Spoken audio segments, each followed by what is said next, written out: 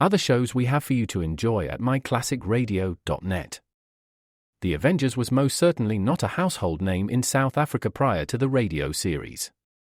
With no national television service until 1976, the mechanism simply was not present in the country to show television programs to mass audiences. While many other countries reveled in the filmed adventures of John Steed and company, South Africa was not equipped to join in the fun. The series took Britain by storm and made a major impression in the American markets, being that greatest of rarities, a British series given a network transmission slot. However, as a filmed series, rather than a videotaped one, The Avengers was able to gain a modicum of exposure in South Africa through film rentals. Come and listen at myclassicradio.net.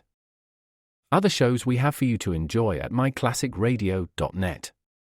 21 Precinct was a police drama broadcast on CBS from July 7, 1953, to July 26, 1956. It initially served as a summer replacement for My Friend Irma. The show was produced in cooperation with the Patrolmen's Benevolent Association of City of New York and adaptations from True Criminal in New York. The Policeman's Point of View.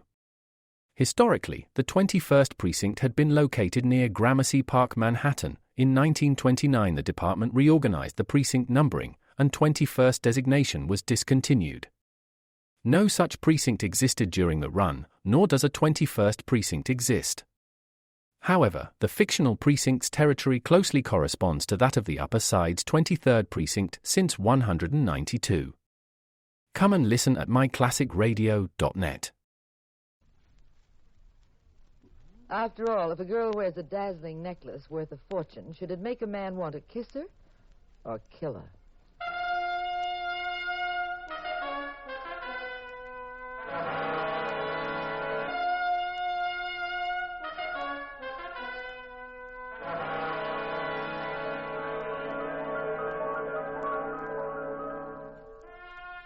The National Broadcasting Company presents The Adventures of the Abbotts, starring Claudia Morgan and Les Damon as Pat and Jean Abbott, those popular characters of detective fiction created by Francis Crane. NBC invites you to join Pat and Jean each week at this time for an exciting adventure in romance and crime. In our story tonight will be Miss Sherry Britton making her dramatic debut in radio. Now here is Claudia Morgan as Jean Abbott to set the stage for tonight's puzzle in murder, a story entitled The Fabulous Emerald Necklace.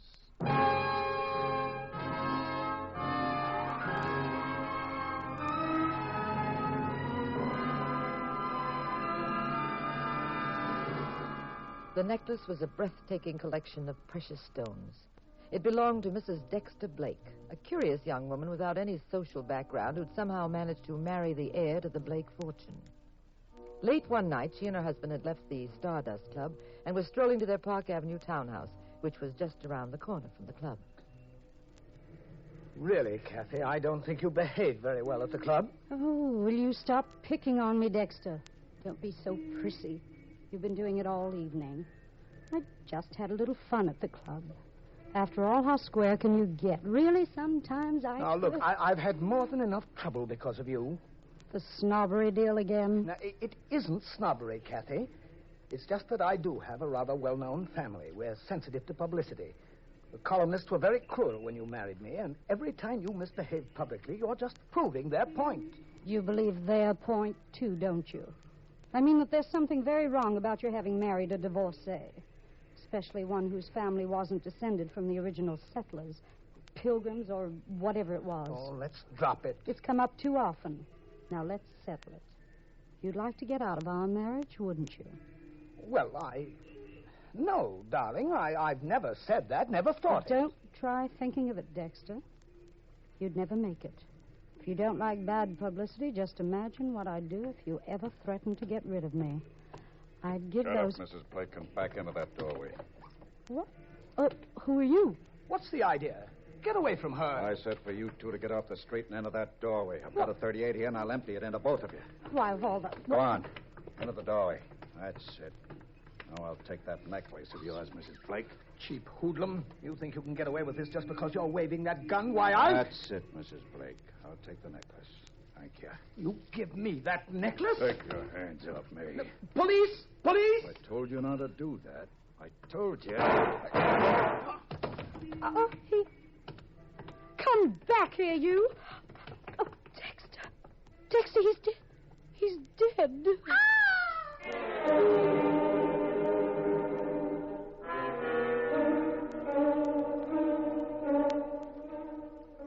The jewel thief disappeared into the night, leaving Mrs. Dexter Blake hysterical beside the dead body of her husband.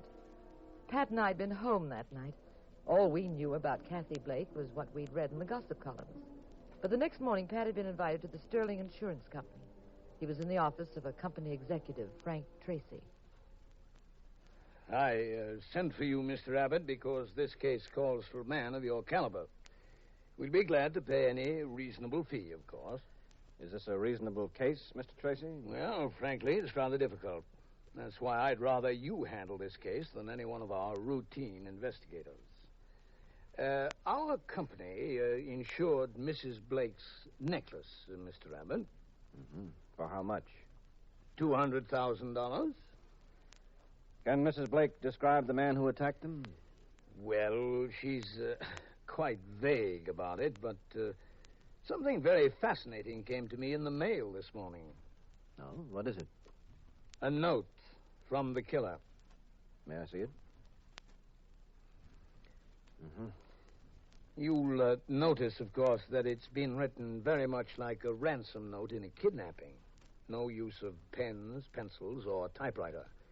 The letters look as though they've been cut out of newspapers and pasted together. Yes, they do. He makes what he believes is a business offer. As you see, he wants $50,000. For that sum, he'll leave the necklace where our company can find it. We return it to Mrs. Blake and save $150,000. Yes, very wise, too. The thief knows he'd have a difficult time disposing of the pieces through a fence. It's identified too easily. Exactly. I see he doesn't mention how he proposes to have you give him the cash. I suppose he'll get in touch with you later. Exactly. Now, couldn't we trap him by promising to pay off at a certain place and at a certain time? I doubt it. Nobody would try a swindle like this without planning it very carefully. Well, then what do we do? I'd like to talk to the dead man's wife. All right. I'll arrange for you to meet Mrs. Blake. Oh, and you'd better have your guard up. She's very beautiful and very clever. I think of her as a kind of Lucrezia Borgia. Oh, really? Yes, especially for one reason. And what's that? Lucrezia murdered her husband.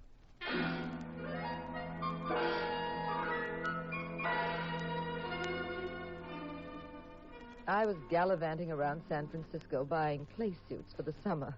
A very innocent cherub indeed. And that husband of mine was closeted in a private office with Mrs. Dexter Blake. Mrs. Blake, you say you hardly saw this man who shot your husband? Well, it was very dark, Mr. Abbott. He pushed us away from the lamppost into the doorway. I could just see his shadow. How tall was the shadow? Average height. It's very difficult for me to be accurate. I was terribly excited. I didn't notice details. Well, if you couldn't see very well, you could hear. How about his voice? Rather odd, come to think of it.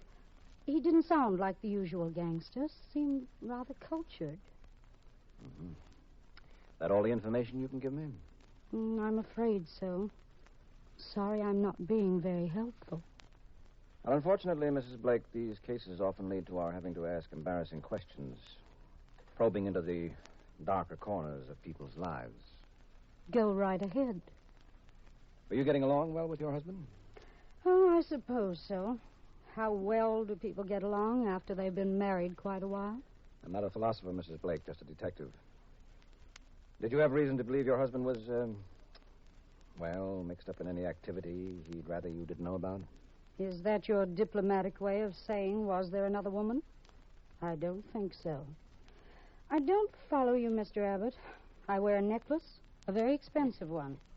Some thief holds us up, becomes excited, shoots my husband.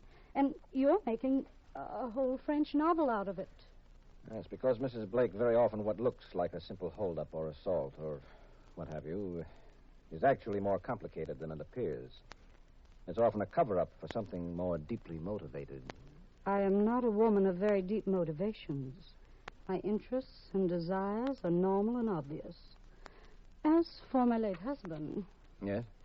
Dexter was not a man of many dimensions either. Just folks, huh? With a few $1 million. You're a detective, Mr. Abbott, not a humorist. Who collects on your husband's life insurance? I do. All of it? All of it. How much is that? Oh, about $500,000.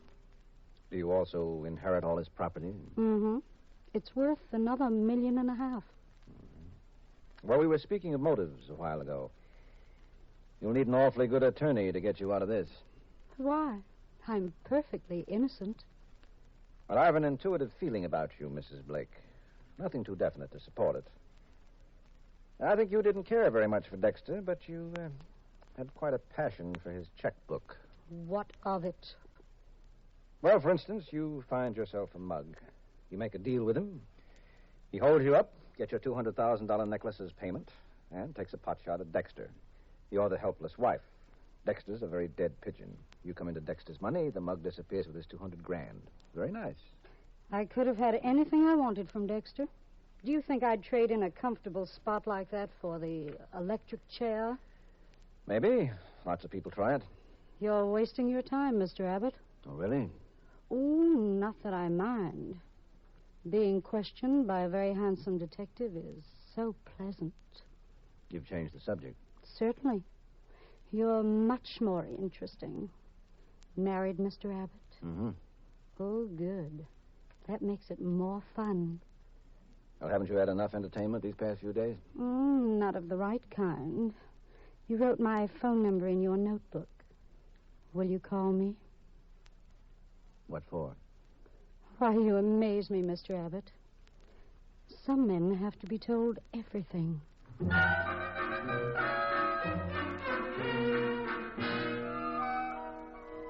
That night at home, Pat told me about the case. Only because he had to, as I found out soon enough. Now, dear, you know my policy about keeping you out of my cases. Yes, teacher. Now, for once in your life, you're going to come in very handy. Oh, now you're getting sensible. You have such a brilliant wife, I never could see why you didn't use her talent. Yes, well, look, brilliant wife. There's a way to get at this guy who likes emeralds and target practice with millionaires. Well, how do you do it? With a decoy duck. That me? Mm-hmm. Oh, what do I do? We buy you a necklace. Oh, this gets better all the time. We buy you a cheap necklace. You and Jack Benny, huh? We get our friend Nick Scudder to put a line in this column about the gal who's always at the Stardust Club wearing a sensational necklace.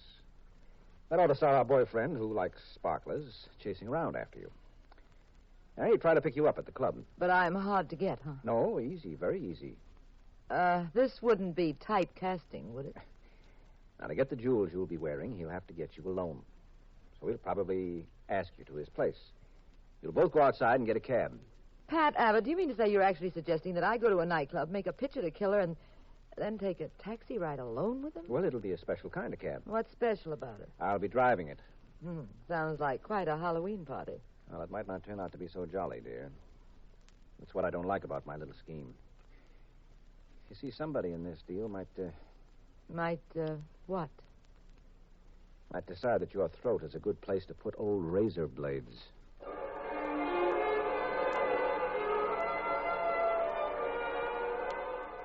We bought a flashy-looking necklace. Nick Scudder plugged away in his column about, quote, the mysterious gal seen every night at the Stardust Club with a rock-studded horse collar that could pay the national debt, unquote. Outside the club a few nights later, Pat was at the wheel of a taxi. I was inside the club, sitting alone at the bar. A very oily-looking Joe came over to me, smiled, and, well, I knew this was our man. I fluttered my eyelids in the best Hollywood manner, and we were off to the races.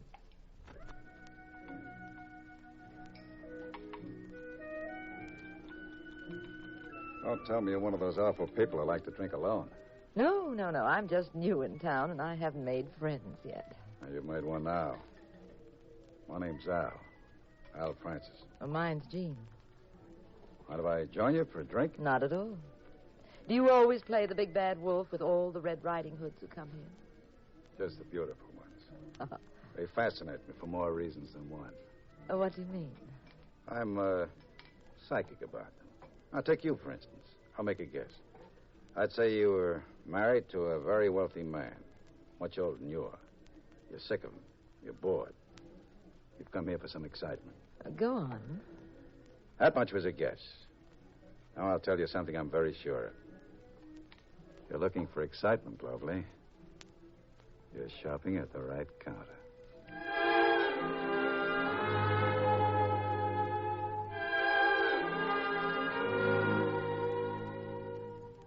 I wasn't quite sure if Al Francis was just being amorous or if he suspected I was a plant and might suddenly give me the same treatment he'd given Dexter Blake. We stayed at the Stardust Club for about an hour. Francis hardly even eyed my necklace. He became more romantic and suggested we go to his apartment. We stepped outside to hail a cab. A cab I knew would be driven by Pat. Hey, taxi. Oh, here comes one, Al. Oh, great.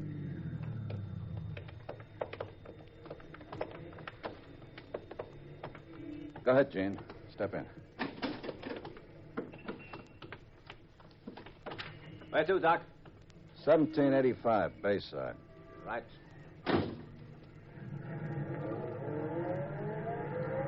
Nice to be alone for a while, huh, Gene?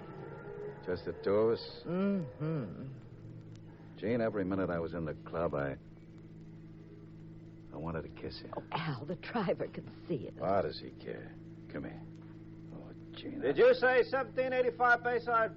Yes, I did. Okay. Look at those stars up there, Gene. See? Through the window. We mustn't let them go to waste. Just one kiss. Come close to me. Closer. Oh. Hey, Doc. I don't think there is any 1785 Bayside. I have reason to think there is, driver. You see, I've been living there for 9 years. Oh, okay. Gene, honey, I never thought I'd be lucky enough to meet anyone like you. I always used to say to myself, deep in my heart, Al, I said... Hey, you think the Yankees got a chance this year? Look, friend, just drive the car. Okay, Doc. When you walked into the Stardust Club, Gene, I thought for a while that someone might be with you. Then I realized you were alone. It took a lot of courage to go over to you. I don't know what I'd done if you turned me down. We're together now. That'll be 45 cents. Thanks. Come on, Gene. Al, I've sort of a headache. I've got just the thing for it. Come on. No, really, I think I'd better keep the cab and go home. I'm so tired. You'll feel better when we get upstairs. I have some turkey on ice and a bottle of Riesling. Yes, but thanks. But Now, don't disappoint me. Just for a few minutes. We Go can... on, Bud. You heard the lady. She wants to go home. Who asked you to get into this? I invited myself. You know, I met some fresh cab drivers in my day, but you... Look, the lady has a headache. So she's going home now. Well, you're going to get real cute about this, aren't you? Good night, pal. I'd love to knock your teeth down your Oh, throat. Al, don't start a fight with him, please. Come on, Bud. Let's play rough. I don't like your face. I think I could fix it up a little. Well, Al, you please. No one must know you and I are... All right, Gene, all right. I'll call you tomorrow. What's your number? Just meet me at the club. Same time as tonight. Fine. Bye, Gene. Bye.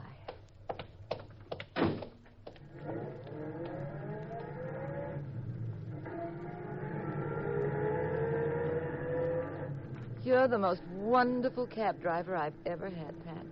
Oh, thank you, ma'am. Where to now? Just drive along the bay. But we don't live out this way. Yes, I know. But didn't you hear what the man said?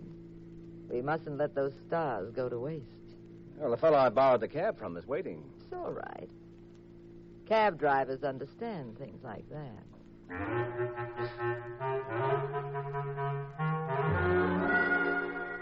The next morning, Pat was just leaving his office.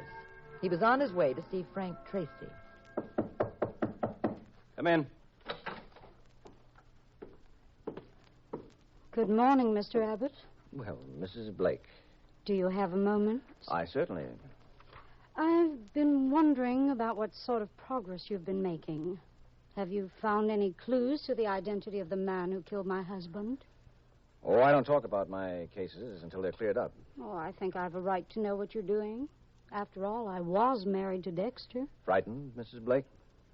Why should I be? Afraid that what comes out in the wash won't be very pretty? Not in the least.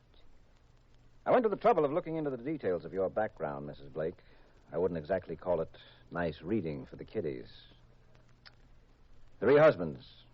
One of them had to go to Mexico for his health when the Justice Department cracked down on the chemical monopoly. Another husband of yours has been barred from every racetrack in the country. Then there was that party in Hollywood where you ducked a marijuana charge that might have meant 5 years in the clink. How did you get out of that one? Buy off the judge? Where'd you get all that information? I called up the answer man. Very funny. Shall I tell you why you really came here, Mrs. Blake? I want to know who killed my husband. You came here because the life insurance company is ready to ante up with a small fortune now. You're his beneficiary. You're afraid I could prevent that by coming up with evidence that you might have done the killing yourself. You want to make sure I'll stay out of the picture. You are going to stay out of the picture, Mr. Abbott. Well, I'll tell you the next step, too. Now comes the pearl-handled revolver in the pocketbook. When you get shot with one of those, you're just as dead as with the other kind. So help me if you stop me from collecting Dexter's life insurance. Threats are a dime a dozen to me, Mrs. Blake. They're part of my business. I collect them, like other people collect butterflies. Good afternoon, Mrs. Blake. Look, you two-bit keyhole peeper. If you and your junior G-Man badge stand between me and a couple of $1,000,000, it wouldn't mean a thing to me to kill you. I've done a little investigating myself. Details about your background. You're mixed up in 6 cases where one of the suspects might knock you off at any time. And if you're ever found dead, my friend, it'd take the police forever to figure who did it. They'd get into a jigsaw puzzle that'd have them flipping. And I don't mind telling you about it this way either, because I also found out your office isn't tapped. Oh, it's very thoughtful of you. I think of everything. Like, for instance, down at the piers, there are men who would be only too glad to take care of you for me. I can buy your death, Pat Abbott. A man no one ever heard of, no connection with you, bumps you off. Disappears on a boat to heaven only knows where. I wonder if you're so upset with me because I might cost you the $2 million, or because I froze up when you made a play for me. Oh, it's the $2 million. And as for you, personally, I said good afternoon, Mrs. Blake, a long time ago. You're underestimating me, Mr. Abbott, and you may not live to regret it. Good afternoon, Mrs. Blake.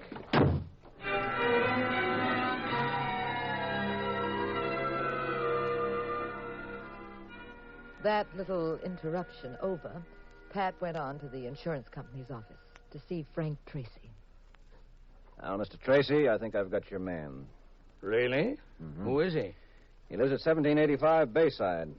Smooth-looking chap, tall, thin, dresses very well. Oh. How did you do it? Did you see the necklace? How can you be sure? I arranged a trap for him. Got him to go after a necklace my wife purposely wore to the Stardust Club. I see. Well, what are we waiting for? Why don't we... No. If we sail in and grab him now, we won't have much evidence to hold him on. We've got to give him more rope. He's seeing my wife again tonight. Is he connected with Kathy Blake, as I suspected? Well, that's hard to tell. But give me another 24 hours. I think we'll strike oil. You mean we can arrest him within 24 hours? Probably. Excellent, Mr. Abbott, excellent. Now, do be careful. Francis is liable to be very slippery. Oh, how about Mrs. Blake? Do we just let her wander around? Yeah. Remember the nursery rhyme about the lost sheep? Leave them alone, and they'll come home.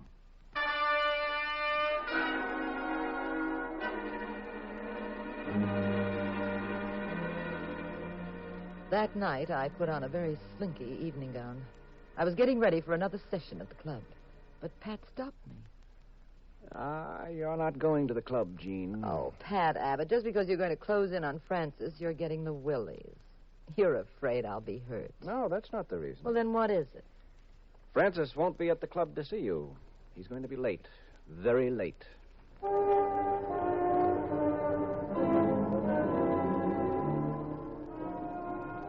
I couldn't follow Pat's reasoning at the moment. But, as I learned later, Francis was at home just then, having a visitor. 1 second. Sorry to keep you waiting. What are you doing here? Why the gun? I didn't make any mistakes. Put down the gun. Put down the gun. You did make a mistake, Al. No, Tracy, no. I did everything you said. But I told you not to kill anyone, Al. Blake tried to stop me. He started screaming for the police. Then you should have beat it. Well, you told me... Where is the necklace? It's in the dresser drawer. Here, I'll get it for you. Here's the necklace. Thank you, Al. Lovely, isn't it? I didn't mean to kill Blake. I just wanted to shut him up. I just meant to hit him in the leg. You were very careless. They're not too close to me, are they? Now, Dick you hired, where is he? Who is he? Abbott? He's very close, Al. Too close for comfort. Well, what do we do? Oh, the answer is simple. Well, can you get me out of here? Get me out of the country, maybe? Till things cool off? No, Al. Well, then, give me my cut on the necklace. I know some people. They'll help. With 25 grand, I can travel fast. You're not getting any money. Well, then what? It's terribly dangerous for me to have you alive, Al. You get rattled too easily. You might say something that would be very embarrassing. Oh, now, me. wait, Tracy. Listen to me. I don't want to cut. I wouldn't sing to Abbott. I'll go away. That's all I want. I want to get away. You've got to let me. Sorry, Al. It would be stupid of me to let you go. Wherever you are, you're a potential threat to me. Now, we're wasting time. Oh, don't shoot, Tracy. Don't shoot. Don't! Drop the gun, Tracy. What? Abbott! Ow! Ow!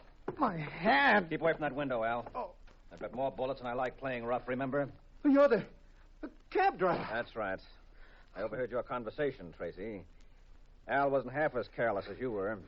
Look, maybe we can make a deal, Abbott. What do you say? How about a deal? Your company had a very high recovery rate on jewelry, Tracy. And you insisted on not working with the police. That seemed kind of strange. But you clinched it yourself the last time we talked. When I told you I'd found our man, you said Francis is liable to be very slippery. I'd never mentioned his name, Tracy. Look, I've got plenty of money, Abbott. Make it worth your while to forget this. I purposely told you I wasn't closing in on Al for 24 hours. I knew you'd come in here to see him. Now get up, Tracy. How's 10,000 cash right now? Stand up. 15,000. I said stand up. You too, Al. I've got the same taxi waiting, Francis. The one we were in before. But this time we'll all have a nice, quiet, smooth ride. This time we'll have a police escort.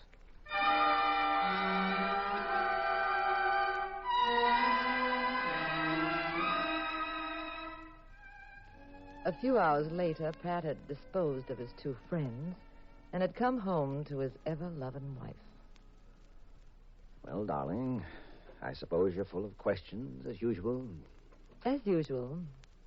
Tracy had a very cushy spot figured out for himself, didn't he, Pat? He sure did. The lug steals the jewelry. Tracy gets his company to shell out, say $50,000 to get it back. And Tracy quietly splits it with his pal. The company saves a fortune. Gal gets her necklace. Everything is moonlight and roses. Well, what about Mrs. Blake? No, she was just a hellcat. She wasn't in on this deal at all. Okay, Bob. Now, how do we go about celebrating your solving the case? You want to go down to Fisherman's Wharf and have a seafood banquet? I don't know. Head for Chinatown and have pressed duck? Maybe. I'm not sure. We got any other suggestions? Well, yes, I did have something else in mind. What do we got in the refrigerator? Just some cold chicken, a couple of cans of beer. Well, let's stay right here and eat. Alone. But why? Because right here they got services the other places don't have on the menu.